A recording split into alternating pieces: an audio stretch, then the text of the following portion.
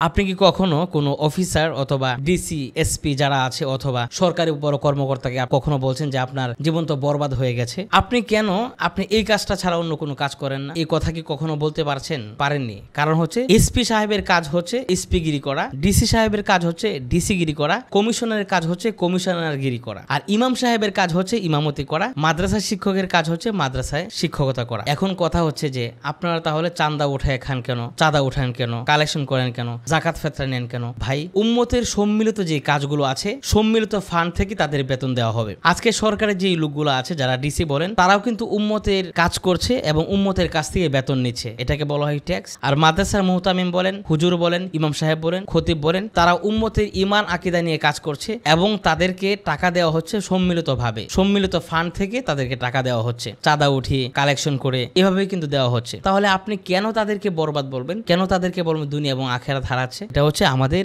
আমি যা বুঝি এটাই হচ্ছে সঠিক, আপনি যা বুঝেন আপনারটা ভুল।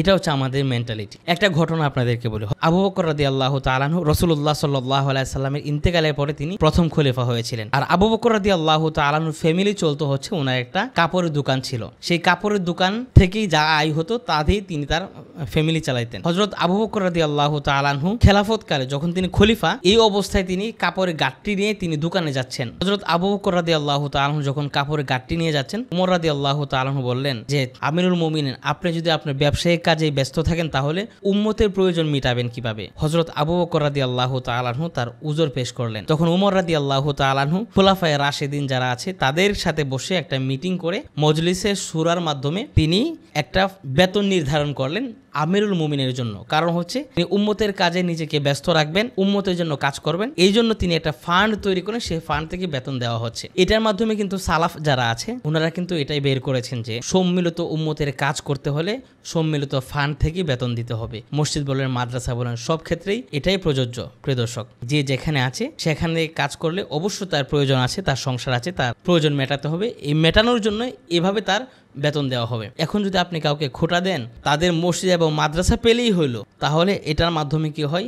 মানুষ নিরুৎসাহিত হবে, মানুষ মসজিদ এবং মাদ্রাসা ছেড়ে চলে যাবে। তখন মানুষ দিন এবং আকীদা শিখবে কোথা থেকে, তার আকীদা সহি করবে কি কোথা থেকে, এবং তার দিন শিক্ষাটা হবে কোথা থেকে? প্রিয় দর্শক, যে আমি কথাগুলো বলেছি অনেকের কাছে ভালো লাগবে না, তারা আমাকে তালিম দিতে আসবে যে আপনি ঐক্য বিনষ্ট করছেন। আমি আসলে ঐক্য বিনষ্ট করছি না, শুধুমাত্র আমাদের সমাজে যেই ভুলগুলো আছে, আমাদের সমাজে যেই আমাদের মধ্যে যেই ভুলগুলো আছে, আমাদের যেই ধারণাগুলো আছে, এগুলো আপনাদের সামনে উপস্থাপন করলাম।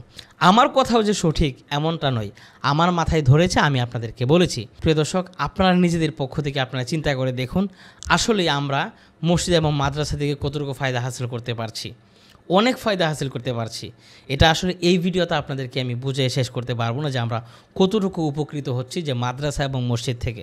আল্লাহ সুবহানাহু ওয়া তাআলা আমাদেরকে বুঝার তৌফিক দান করুক এবং মসজিদ এবং মাদ্রাসায় খেদমত করার তৌফিক দান করুক, দিন শিক্ষার তৌফিক দান করুক, দিন প্রচার এবং প্রসারের তৌফিক দান করুক।